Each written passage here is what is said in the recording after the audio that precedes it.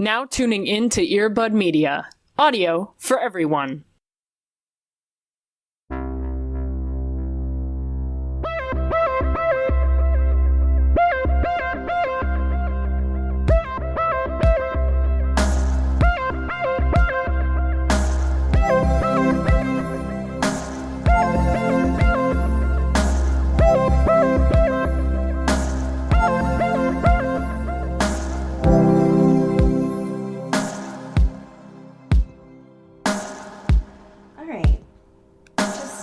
Just when a big old train came by.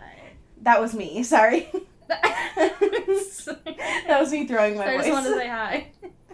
Sorry, only just say hi with choo-choos now. Yeah, just pop it in. Yep. Just, oh my god. I told my kids this week about commercials that traumatized me as a kid for, hey, whatever. School's fake, whatever. Commercials I still talk about in therapy. And I was telling them about the Kool-Aid Man one, and a lot of them thought it was a joke. I was like, no, you don't understand. We lived that. That was real. There was a genuine fear in me that someone was going to break down my not bricked house and just, fuck it up a little bit. That wasn't something Family Guy invented. No! It was real. It was a real thing. No, I also had to explain to them that, back in my day, the Gushers commercials were also incredibly traumatizing. Yeah. I was terrified that my head would do that. Right. I was so scared. It felt like a Dare commercial, but with Gushers. Yeah. Yeah, most of the commercials for products in, the 90s and, early 2000s seemed more cautionary than, incentivizing you to buy something. I always remember the, Nerf gun ones, and it was are you advertising? Are you pro or con this? I don't know. You don't want your fucking neighbor Timmy to fuck your shit up, do you? You gotta defend yourself. Get a fucking Nerf gun. Alright, Jeremy, it's time that you finally defend yourself against Drew always stealing your video games. Yeah. Prepare for this Nerf gun. No one will ever take your Game Boy Color games ever again. Yeah. Oh my god. And that's a Nerf gun guarantee. I always wanted one. That's the problem with being an only child, because I was like, what the fuck am I going to do with a Nerf gun? Kill someone? What? I can't play this with myself. I'm just imagining you by yourself just, shooting it up in the air. That was my whole life. My parents never got me a water gun for that reason.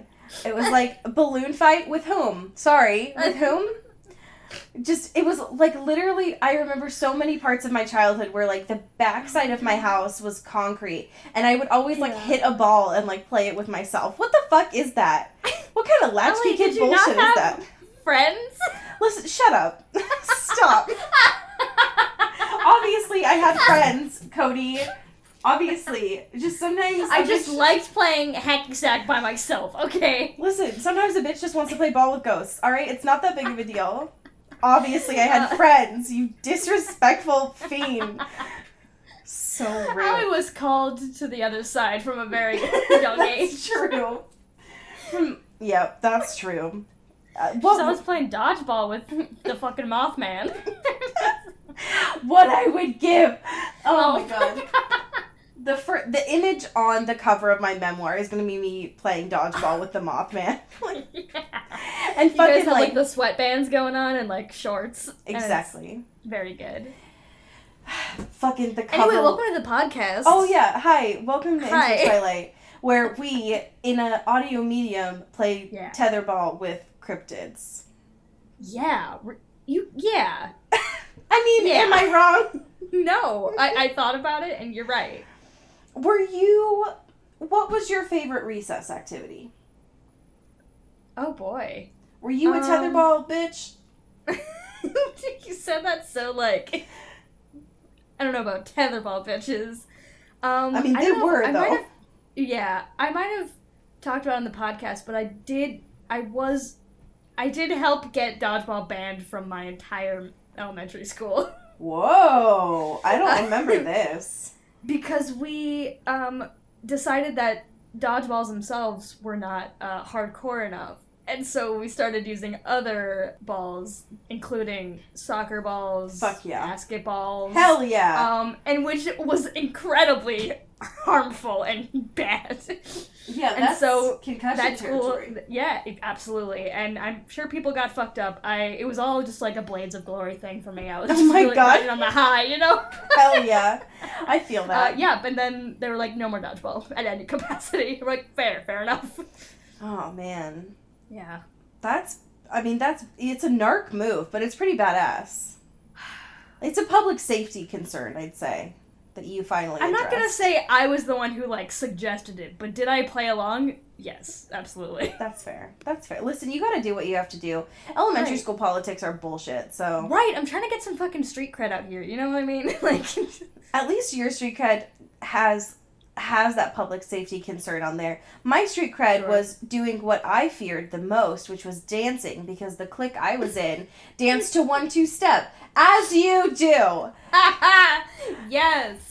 You know, during lunch, when you're just done with your fucking Doritos-filled sandwich, and you just live it up to 1-2 step on someone's fucking Zoom.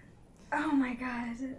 Every time you tell me a story about you as a young little lass, I have to imagine you in the whoopee cushion costume.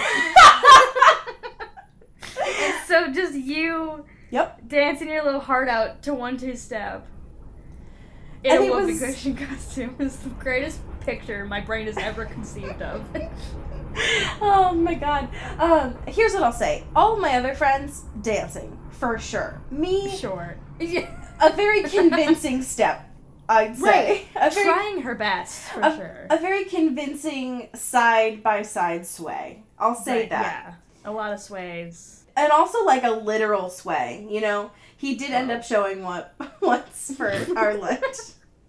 He was a token guest, I'll say that. Yeah, I went to elementary school with sway. No big deal. Friend of the pod. Sway. Yeah, sway. Oh, fuck. I don't know how this happened, but welcome, We're folks. here, It's though. going to be a very stream of consciousness episode today, I can already tell. Yeah, baby. Cody, how the hell are you doing? I'm alright. My mind is really just consumed with Keanu, you know? As everyone's ought to be right now. It's right, especially in this moment in time. Like, Keanu's really coming full force now, and that's great. I'm very happy for him. Same. I agree. And I still haven't seen any of the John Wick movies. I need to do that. Oh, man. But my boy, my dad, and also my son. And also my husband, personally. And also someone I'm very attracted to. It's a very complicated relationship, I'd Keanu say. is the Father, the Son, and the Holy Fuck. He is a true cryptid. If you really think about it for, like, a second. Yeah, like, if you squint, he's Slender Man. Like, that's just... Like, people have been saying since the dawn of the internet that Keanu is a vampire. Yeah, So, for sure. He's got big vampire energy. he also has big something energy, I'll say that. You don't have to censor yourself on this podcast. Apparently now is the time I decide. Now you're shy. You're like, Shut up, I'm not shy. I'm just saying that Keanu, if you're listening. did you see that interview that he posted where he's like, I'm just so lonely all the time. No one will love me. And I was like, sorry, have you been on Twitter recently? Been on the internet. That's what's great about him. He just probably doesn't use the internet by choice, you know? That's true. Probably only during those, like, press junket things. Right. Yeah.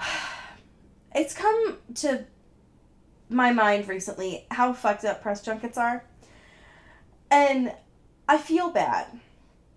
Yeah. I feel bad about the process. I feel bad Sure. about everything performative about it. Anyways, while we're talking about media, real quick, just one quick shout out to what we do in the shadows. Hell yeah. I feel like at some point we'll do a bonus Jonas on this, but it's Yes. so fucking good. It's so nice to see vampires on TV in their truest It's been form. so long. I miss them. It truly has. I miss their sweet embrace. And just the goddamn premise of it is beautiful and hilarious. And so if you haven't yet, I know that, like, on the outset I was a little like, because it looks odd. But I think you will all really like it. If you stand this, you'll like something that's actually like produced. So Yeah. We do have a couple of current events today. Ow! The first one is something. I'll say that. It's a cinema blend piece about. I'm not going to cause like tension here. I'm just waiting for this to load. So E.L. James is back at it again. Yeah. Never left. Just always causing shit. She's here to cause beef, though. Start some beef. That's true. She does mention in this interview, well, not interview, but like a recap here by Jessica Rodden, that she had an awful time filming 50 Shades of Grey, which kind of inspired her to write the books from Christian's side. And here's what I'll say. Can we stop? I know we contribute to this here on the podcast, but can we stop making E.L. James unhappy? Because if this is the bullshit that she thinks is going to solve her pain, just leave her alone. No. But it seems like her and the director at the time just like had some creative differences or something, which is wild because what? Yeah. But it seems like the way that E.L. James coped with that was writing this little like, I don't know, little bit to include in the 50 Shades Freed book, and then everyone got so fucking horny for it that she felt like she needed to make a whole series from his point of view. Just leave her alone. Can we all just... Yeah. Just leave her alone. I'll say that. I don't get it. I don't want to know more. I just don't really want to see her writing anymore. Yeah, because really, if we keep pressing her, she'll just make perspectives from every character in every book. Now, a couple people that I would be interested in. The security guard. Yes. The housekeeper. So just like a dual, like, side-by-side perspective from them and their relationship. And then definitely Kate. Like, what happened on that vacation? Yeah. That's all I want to know. So, only those, though. That's what I'll say. Yeah. All right, this next thing, do you want to tell us about it? Which one are we doing? Are we doing you? Yes. Or are we doing... Okay. I wish someone would do me. Okay. All right. Okay. All right. Okay. Okay. So we got a U corner, baby.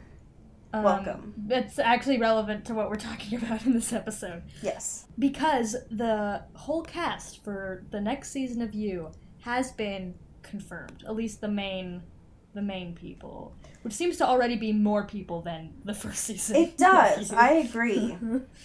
But yeah, so we got a whole bunch of people up in here. Let's go down the list. We have, as we know, Love Quinn. Sure. Yep. Who's the female lead. Yep. For the next series. Just the best name. And apparently her character's an aspiring chef. And that's all we know. Great. We also have... All of these names are garbage. Yeah, they're just all an fake FYI. names. We have James Scully, who will be playing 40 Quinn. 40 Quinn! Why? I have so many questions. Who's Love's brother. Great. Who is described by this website as confident, opinionated, and privileged. Great. Can't go wrong, I'd say. Yep. Uh-huh. We have Mariel Scott, who looks so familiar, but I cannot pin her down. I agree. Oh, Ladybird? Is that it? That That's on the IMDb. okay. That's probably it. I think she's in Ladybird. Okay, anyway. She plays Lucy, who is an edgy, chic literary agent with a deadpan wit and a sense of humor about her own LA-ness. Which, great. Great. Thank you. If there's one thing I really was missing from You is that there's too much New York. Sure. Yep. Give me some just snarky LA people. We need that West Side. Yeah. Yep. West Coast, baby. And as we've already talked about, Charlie Barnett from our great Netflix show Russian Doll. Yep. Much better Netflix show Russian Doll. It's very important. Especially the His photo that they gait, chose for this is something. Yeah, the photo's great because you just see, everything. It's great. And he's an acupuncturist Sure. and loves best friend. I mean, that makes him seem like he's Cupid, which I'm interested in. Yeah, you know why him. not? You love him. He's Why love's not? best friend, Cupid. Most of these are not. I don't care yet. But I do want to point out that Crystalia will be there, Sure. and I hate it. He plays, believe it or not, a famous comedian. Oh, fuck me. In Great. his most challenging role yet. God damn it. Someone who does comedy.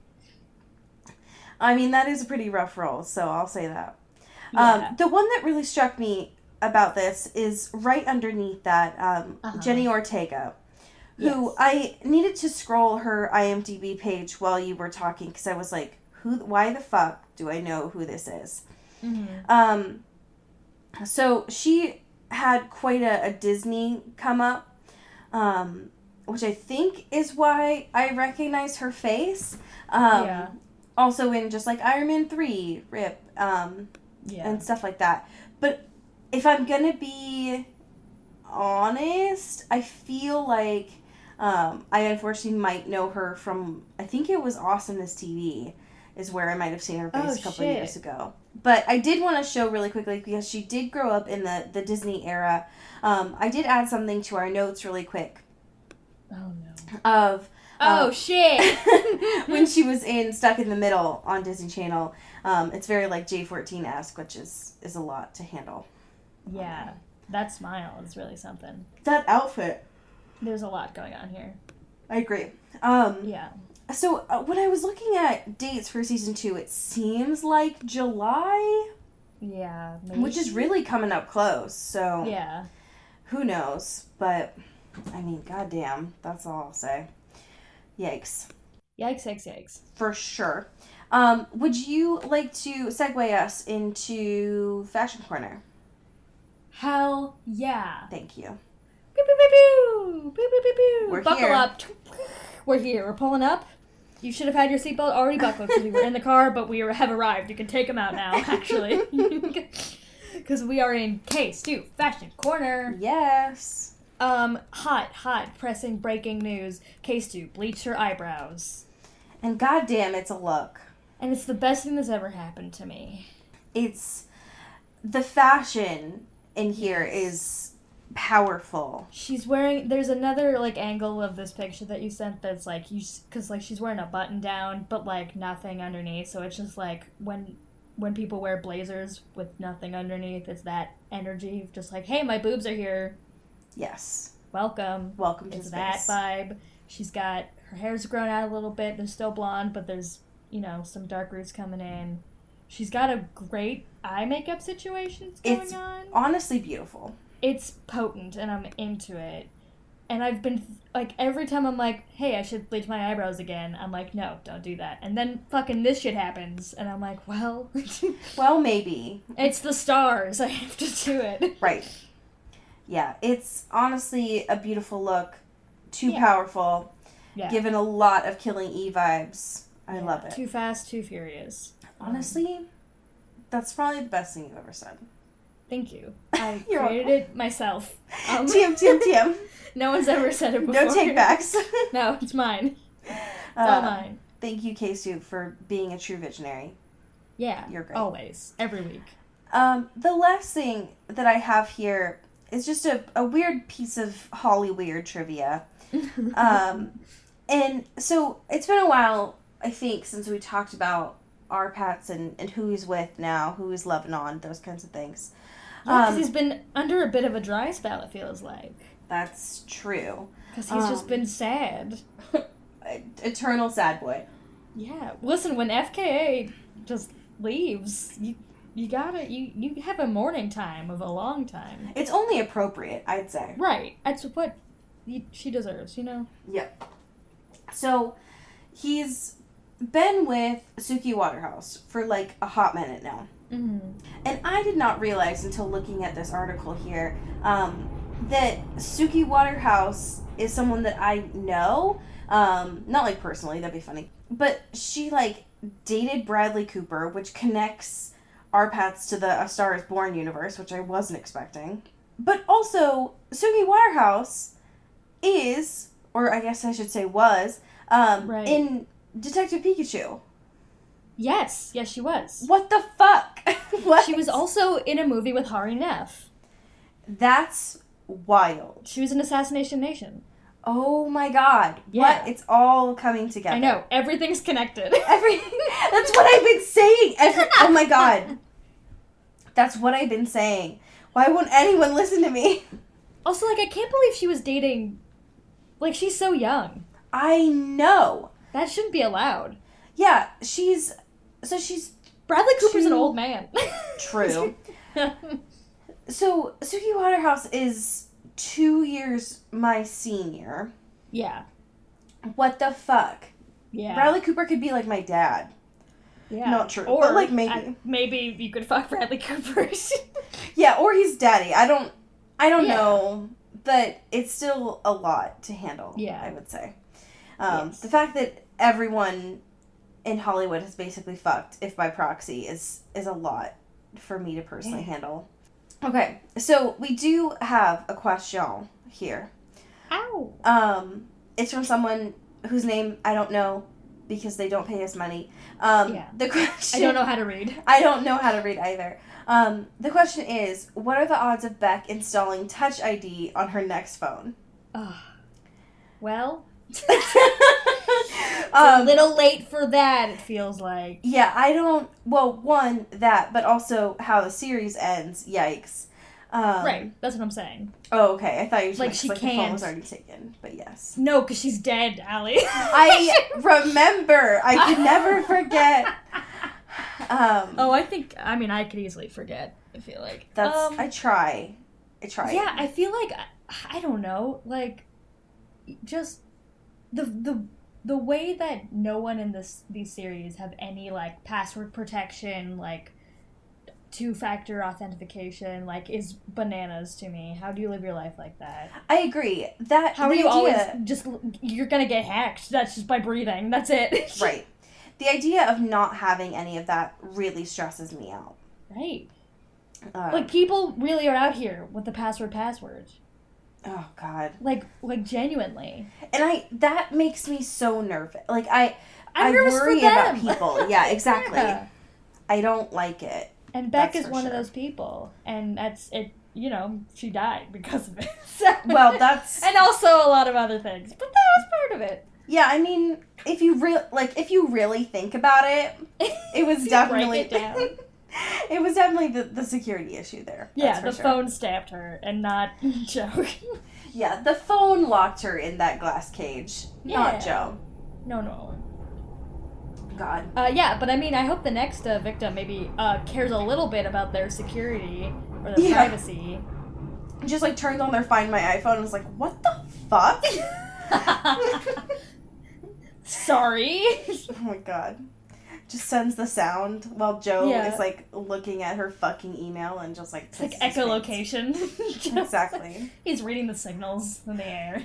Honestly, what I would give for You Season 2 to just be one episode where Joe, like, sneaks away with Love's fucking phone, and she comes back to him and, like, kicks down his door and is like, can I have my fucking phone, please?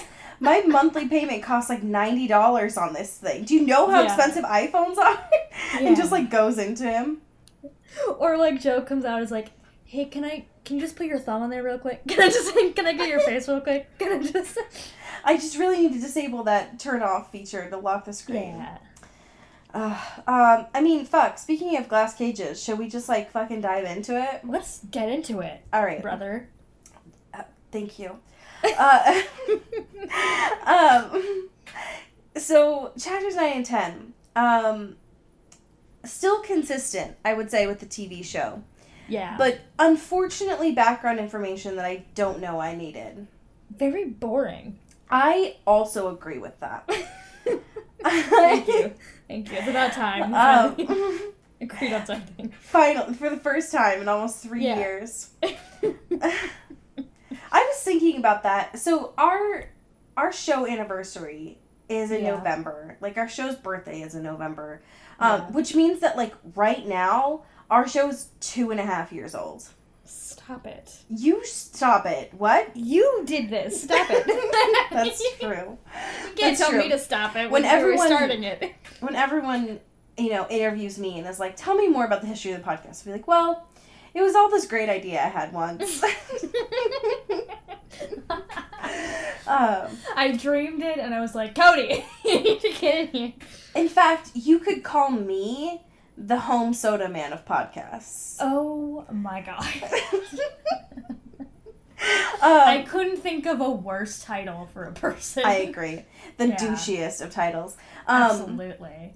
So, I guess getting more of this behind-the-scenes story of Joe with Benji and, like, him trapping him in the bookstore was awful to read. Yep. Yeah. Especially because he's trying to, like, pretend that this bookstore is, like, an underground cafe. As if that's... I mean, I'm sure those exist, but, like, that's not anything. It's a weird, cover. It's like, there's a lot of books in here. What's up with that? It's like, it's the new wave of architecture, interior design. It's a huge thing in Monaco. They're just like, they can't get enough of these. They just fucking love these fake books. Yeah, if you take one of these books out, they're not real. There's no pages. It's just dust. It's just how we store our coffee. We actually like the aged kind of intellectual blend of it, I'd say. Coffee grounds are harvested best between spines, so that's a little trick that they do. Paper spines, but also literal spines. Actual, just bones. Listen, I know you CrossFit fucks love, like, your bone marrow, but I don't know that that's how you want your coffee to be. No. Also, fucking CrossFit fucks. This is a weird episode. I agree. There's some weird energy here. I think it's because of the fact that I haven't been able to get over that Joe gave Benji Xanax, and he thought that's what would make him pass out. Right, obviously. Because that's how medication works. Yeah. Like, just, do a little sleepy. Like, he knows that Benji does drugs, and he's like, you know what, we'll do it? It's a good old Xanax. That'll get him to pass out. Yeah, he, like, once he's passed out or whatever, he goes through his stuff, and he's like, he's got drugs, I don't even know what they are. It could be cocaine, it could be heroin, who knows? What are the kids doing these days? Oh my god. It's like, motherfucker, you drugged him. What do you mean? What do you mean? Is this Ritalin or heroin? Who can say? I don't... There's, I want to know who Joe's dealer is. Yeah, for real. I mean, Xanax, he probably just got a prescription on his own, but, like... Yeah, it's just, he's probably just got some on hand, to be honest. That's fair. He probably finds it in his, like, bookshelves, to be fair. There's a lot of things hiding in there. There's always stuff in there. So, as soon as Joe knocks out Benji, he does the thing where he did in the TV show, sort of, where he takes his phone, looks at all the photos, starts posting on Twitter to basically get a reaction out of Beck. Yeah. And then also as, like, a cover or whatever. Right. It's like, I'm still alive. Yeah. Don't ever question it. What I could imagine with this is that Beck she sees this and then obviously sends this, like, very long email to Benji because it's 1998. And all I imagine is Joe standing there in the bookstore holding Benji's phone with his left hand and Beck's phone with his right hand and just watching this correspondence occur. Yeah. And it very much felt like, as dorky and, like, embarrassing and gross and creepy as it's supposed to be, to me it felt very indicative of his social experience of, like, wanting to be in it but not knowing how to participate at all. Right, for sure. And it's just like, the only way that I can do this is to, like, hurt people and manufacture how they talk to each other. Right. I mean, this whole thing is, like, manipulation, right? Whether he understands it as that or not, it's, like, fundamentally the way that he processes, like, oh, it's like an A to B situation, right? He's like, what is the easiest route for me to get back, right? And the obstacle in my way here is Benji, so I gotta fucking knock Benji the fuck out and make Bexy that Benji just never gave a fuck about her. Right. And then she'll realize that I'm here. But, like, he's doing this in, like, such a deliberate, and he's orchestrating this rather than just actually seeing life play out, and this probably inevitably happening in some capacity. Right. So he's just, holding 2 phones and just, like, texting his Benji and then reading Beck's emails and then getting emails from Beck, like, on his own phone. He's really got 3 phones in this race right now. Oh, yikes. He's just juggling emails over here. Yeah, it's exhausting. It is. It's exhausting, to say the least. What it reminded me of is, like, I feel like Joe would get a lot of satisfaction from, like, marionettes. Of, like, being the puppet stringer or whatever the fuck. Right, yeah. Because that's what his whole personality comes off as to me. If only he channeled all that energy into just a cool hobby. Yeah, or, like, empathy, maybe. Or, okay, let's not... Come on. It's baby steps, Allie. Alright, that's fair. Maybe he can, start, I don't know, rock climbing or some shit. Sure. Rock climbing in New York. I don't sure happens. Whatever. So they got fake rocks in New York. That's true. They got indoor rock climbing in New York. Hey, welcome to New York. We have indoor rocks. I know that you're so used to, like, actual mountains, but, like, you can do rock climbing without them. See, and that's fucking wild to me. One of the things that struck me the most when I went to New York was, like, shit's flat. And, like, is basically in the water. Yes. And I don't understand. Well... I understand now when all the movies talk about, like, this post-apocalyptic, like, disaster zone, and New York is always the first to go, because it's, like, 2 feet above the sea level. Yep. Can't relate. No. Anyways, this is, so hi, welcome to Chapter 9. We finally hear Peach's name for the first time. It's been so long. I miss her so much. I'm in withdrawal from Peach. I agree. And I miss her. The true crime is that Peach was introduced on page 68. Yeah, it's fucked up. It is. So close. Like, if you were gonna wait this long, like, just do the damn thing. I don't understand. Just give it to me. Come on. Anyways, so Beck sent this, like, whole long email to Benji being like, I can't believe that you put these photos online, whatever. And the way that Joe thinks it's appropriate to respond to all this, he's like, long story, be well, kid. So, great.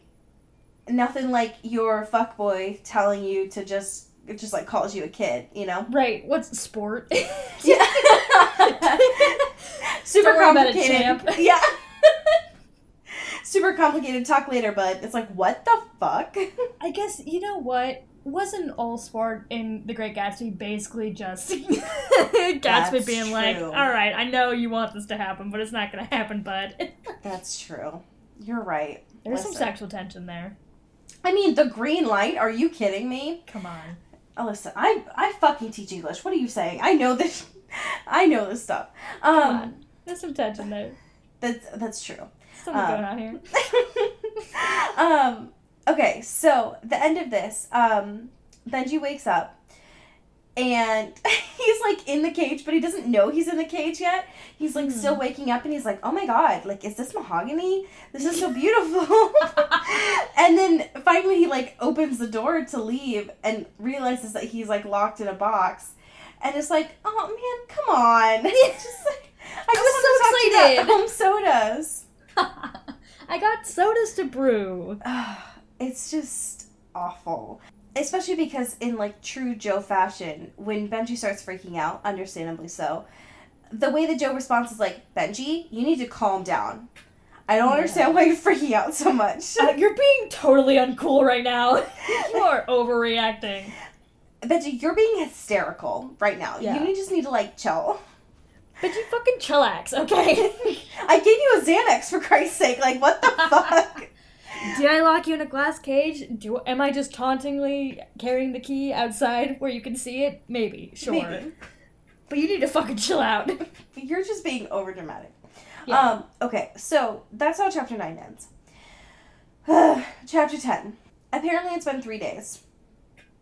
which I feel like is longer than it was in the TV show. It's hard to say. Yeah, I think it was maybe like 2 days, maybe? I think there was definitely at least, it was longer than a day, because I think he, like, regularly went back, like, every few hours and was like, here's a sandwich, or, like, whatever. Right. What I do love is that, so Curtis, the, like, high school age employee or whatever. Ethan. Yes. Yep.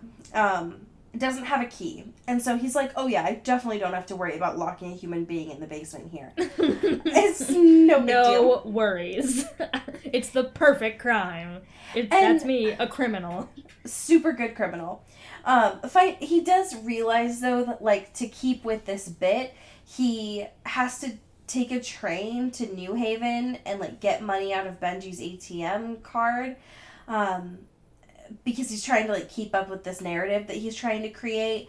So at least he understands that. But I feel like that's the only time where Joe's been like, okay, I know how to do crime a little bit. Okay. Yeah.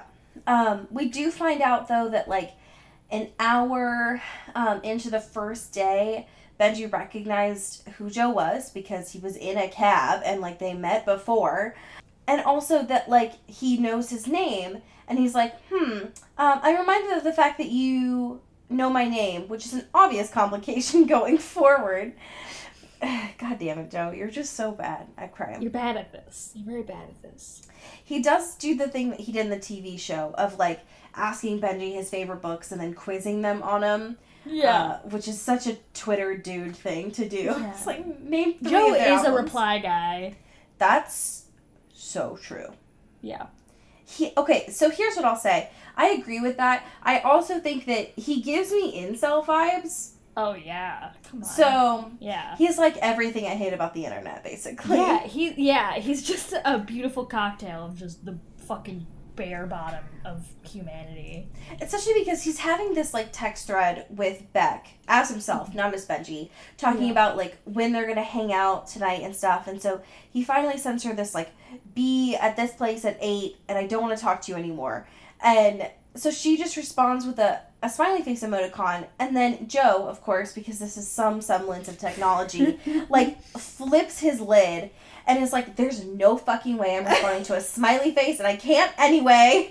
And it's like, oh my god. Like, that's not even a bit, that is the actual quote. Like, It's for awful. real.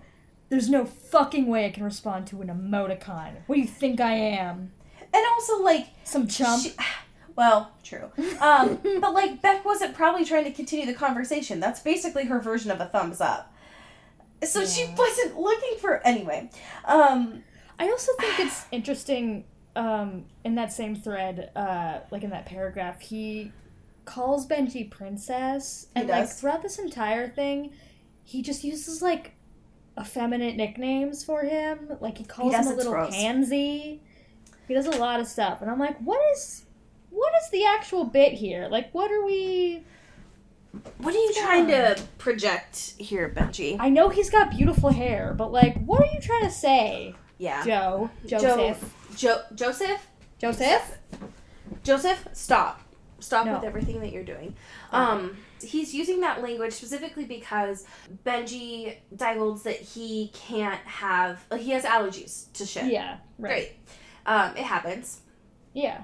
Now, is Benji also a dick? Yes. Yes. But, like... bad dude. But maybe not...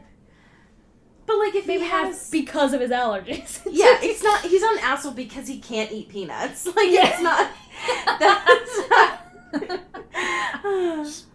And it was from that moment on when I knew I couldn't eat peanuts that would fuck up the world and make my stupid soda water. Well, and I think, like... So the reason why Joseph's being such an asshole about it is that he thinks, like, Benji only lies about stuff. Like, he's lying to Beck, he's lying about his business, he's lying about his favorite books, and so I think what he assumes is that, you know, he has a preference on his dietary needs, but they aren't actually allergies, which, as we know from the TV show, like, fucking kills him. Right. Yeah, well, and that was his mentality in the TV show, too, where he was like, oh, he just, like, can't eat gluten and can't do soy or whatever, and also doesn't eat peanuts. These are all probably just fucking farces because everybody who says these things doesn't actually need to, right? Right. Yeah, Joseph would be the kind of person in a restaurant where, like, if you want to get a salad sent back because there's croutons on it, he would just, like, pick them off and give it back to you. Right. Like, what the fuck? Or, like, that thing that happened in, like, Starbucks or coffee shops where it was, like, I'll just if they say they want soy milk or whatever, I'll just give them fucking milk and see if they actually do anything. It's like, oh my god. What the fuck? Yeah. Just, you know, what every person with dietary issues needs is that constant fear. Just super good. Yeah. So, Joe keeps doing this bullshit thing of, like, I'm going to pick out any book. You need to tell me what this book was, even if you haven't read it since high school. Mm-hmm. And, of course, Benji, 1, doesn't know them, but 2 is, like, fearing for his life. And so he's like, dude, stop. a bit of a different state of mind, you know? For sure. Finally, I think he stops and, like, leaves Benji where he is because he needs to go work upstairs. And then we get the grossest scene of him shitting on people that like Stephen King books. Here's the fucking thing about Tell me this. more. Stephen King blurbed this book. What? And this is something I brought up early in the podcast. I don't on remember Twitter this. Or something. He blurbed this book. He blurbed it. No. He did. He did. I mean, I believe you, but, like, I hate it. Let me pull it up. But yeah, I thought it was very funny because I forgot about it. And then I read this scene and I was like, is this supposed to be like a neg at Stephen King or like an advertisement for Stephen King? Because I honestly can't tell. Great. Yeah, it's bad. Because also, I don't know, it's like so extensive that he just talks about Stephen King for a full chapter. For real. But it's also just like, oh, these fucking normies and like only read these books or whatever. I'm trying to see how many times they say Stephen King. 26 in this chapter. Great. So, great. Thank you. I'm looking at the blurb here, because it's on the first page of this Kindle. Stephen King says, hypnotic and scary, in all caps. Yep. Never read anything quite like it. Yeah. Stephen... I don't think he got that far, maybe, then. I don't think he read to this bit. I think they maybe just took out this one chapter. It was like, don't worry about it. I feel like Stephen King's PA went up to him and was like, so, Stephen, how are you feeling about today? And he was like, honestly, Brad, today feels hypnotic and scary. And they were like, all right, there we go. There it is. Got it. Got it for the books. Yep. It's done. Any email that someone wants for a blurb, just use that one. Yeah. So, continued Joe just, like, shitting on everyone for reading Stephen King, and also shitting on people for reading Dan Brown, because sure. Right, why not? Just keep it going. And it seems like everyone at this bookstore just wants to buy Stephen King today, which, honestly, like, annoying. But, like, you got stock, so why not sell it? Yeah. Like, this is making you money, you know? Exactly. Okay, so after this, so Benji actually is like requesting food. And so this is the part where Joe starts talking about, like, he says, the kid is allergic to gluten and peanuts and yeast and dust and sugar and Visine. Which, honestly... Yeah. I feel like most of us are allergic to dust, whether we want to know it or not. There's just a lot of shit in there, you know? Yeah, you don't know what's in there. I don't know. And so the thing that Joe says is like, please, you know what the fucker is really allergic to? Real life. Gross. I hate it. Yeah. There's just continued, lots of conversations. He's still reading a lot of Beck's emails about her and her friends going through normal drama, I would say. And then this chapter ends with him, or with Joe, basically just like wanting to snap Curtis's neck. Because God forbid the subway come a few minutes late. Yeah. And it's all his fault. And so he tells Curtis, of course, like, sell all of the Stephen King and then close up for the day, even though the dude was like, but I need money. Also, like, I love to imagine that, I guess in my mind, it was like, we have so many Stephen Kings, just keep the fucking shop open till we sell these fuckers out. So it's like, you're here till 4 a.m, bud. Like, right. Why is he complaining about hours? He's probably gonna be there a long time. Yeah. It seems like there's been a steady stream of people all day. I don't know why that would change now. Yeah, right. So, one of the things to talk about here, though, is when Beck is corresponding with her friends here about her date tonight with Uh-huh. Joe. Where and Joe freaks out because he's like reading all these emails while getting ready for the tonight, and he says that her correspondence with her friends is so un-Victorian. He says, "You are a Bowie girl, futuristic in your clinical control of your skin and your eyelashes you get sewn on in Chinatown, so crass that you tell your friends you're gonna rub one out before our date." Oh my god. So crass, so So disrespectful. you horrid woman. You wretched, wretched woman. Don't you know, Beck, that it's a crime to masturbate? Don't you know? Yeah, it's illegal. I hate Especially before Joe. a date with Especially me. Before you see When a I man. can fuck her so good. Me? Oh, this is so much better now that at least I know that Beck made herself feel good. Now that I Yeah. know what happens with Joe when they first have sex. I hope that is consistent.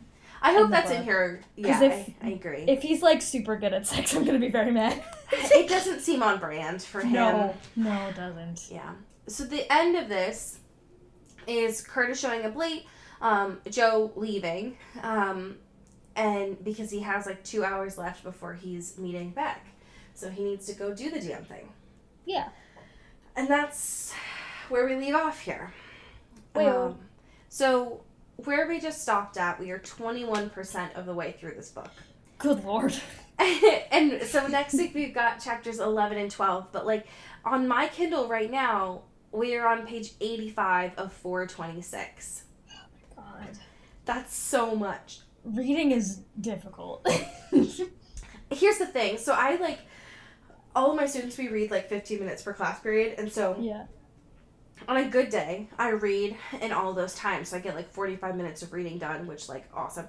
Yeah. But I cannot do any of the reading for our podcast at school because you when get arrested. because it's an actual crime, which gives me a chance to read YA, but also it's just what I would give, you know. Yeah.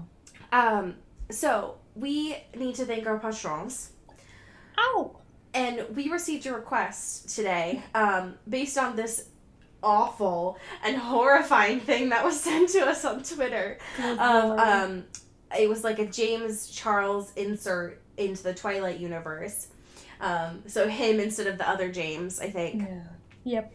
And so we got a request today saying, "May I submit patrons as Twilight sister sayings?" Oh god. So I know some of James Charles's catchphrases just from being a middle school teacher. Right, sure. So would you like to start, or would you like me to start? I'll start. Why Okay, not? please. Shout out to Sophia Salinger. Ow, ow, ow, ow, ow, ow. Who's gonna be... You can still sister save her. Oh my god. God, I hate it. The fucked up thing, so I'm looking at this J14 article that has all of James Charles's catchphrases in it. The fucked up thing about this is I say some of these, and I don't think I knew that some of these were his TM. Yeah. Anyways, so the next person that I would like to thank is Aaron Salinger. Ow! Thank you for your service in our space, and also Hell welcome to the book since you just got introduced. The sister saying that I'm going to use for you, Aaron, is good and fresh. Sure. Whatever the fuck that goes for. Shout out to Alex Blythe.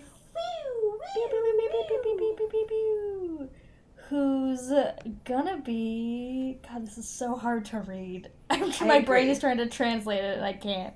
Oh god, this one's good. Sister Scrumptious. Oh, no. Yeah. Okay. So I would like to thank next Marie Mooney. Ow. Thank you, Marie, for your work here. Yeah. And I'm going to go with the James Charles phrase, "not with that attitude." Oh. Oh. Okay. Alright. Shout out to Taylor Brown Town Lautner. Pew, pew, pew, He's gonna be, hold on, wait until I type my age into J14 so they let me into this website. Excuse me, this is a valid age. Let me fucking It's gonna tell you you're too old, and it's gonna shut down your computer. It's like, you can't do it. No, You're too old. You're not 14. Okay, I can still scroll and see it, so this does not really do anything. Fuck you, J14. Taylor Brown is gonna be, use code James for 10% off. Oh my god. 10% off my student loans, you know? Am I right? Am I right? Alright, Katie Weber, thank you for your work. Always and forever. Yes, forever. I mean, it feels obvious, but I'm gonna use the phrase sister shook. Nice. Because a classic. Just a really good one. If yeah. you were on this J14 page, please look at the screen grab that they chose for that one, because it is haunting, to say the least. God, this scrolling is not doing me good right now. Oh yeah, that is haunting. I hate it. It's awful. I hate it. Shout out to Simon motherfucking Steele. Oh my god. So yoked for days. Stop Arms it. for days. You've got to stop. You have to... You stop. Who's gonna be spooked magooked? Oh my god. I honestly am annoyed by that because, first of all, that has my cat's name in it, and that's rude. Yeah. And so, like, James Charles, don't. How about He's that? coming for your cat's brand. Please don't take my cat, James. The cat, the brand. Oh, okay. He's gonna run your cat's Twitter account. Oh my god. Honestly, that would be the worst thing. My cats are canceled. Alright. One of them bit my ankle last night when I was trying to go pee, so, like, Spooks is definitely canceled. Yeah. It's over. He can go live on his own. Yeah. Alright. So, I have a fan fiction for you tonight. Yes, please. That I found on my own.